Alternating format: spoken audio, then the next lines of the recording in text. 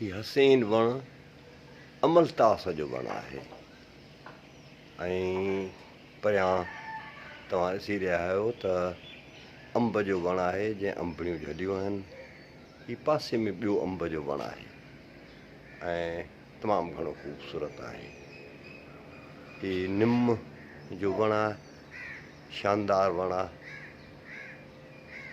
उनखां परियां पिपल जो वण आहे ऐं उन सां गॾु अंब जो वण आहे। वरी हीउ निम जो वण आहे, वरी हीउ मुंहिंजे दीवार सां पिपल जो वण उहो वॾो थी रहियो आहे। ऐं सुबुह जो लॻभॻि 4:30 वॻे उथंदो आहियां, कॾहिं 5 बि थी वेंदा आहिनि ऐं कलाकु सवा योगा करण खां पोइ उनखां पोइ बाक़ी मुंहिंजी ज़िंदगी जो स्टार्ट थींदो आहे।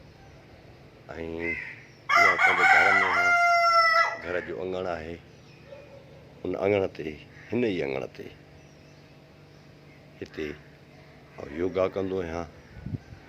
सुबुह जो पखियुनि जा ख़ूबसूरत आवाज़ हूंदा आहिनि ऐं योगा हूंदी आहे, ख़ासि तौर ते ब्रीथिंग योगा उहा कंदो आहियां ऐं उनजो तमामु घणो फ़ाइदो पवंदो आहे।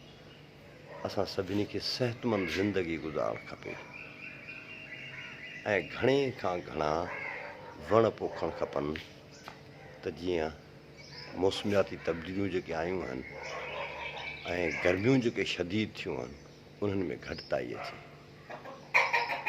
हीउ वण असांजो जीअदान आहिनि।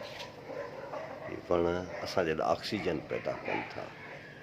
मूं ॻोठ बि पंहिंजी ज़मीन ते वण पोखाया आहिनि, तंहिं करे सभिनी खे वधि खां वधि वण पोखाइणु खपनि। हक़ मौजूदु।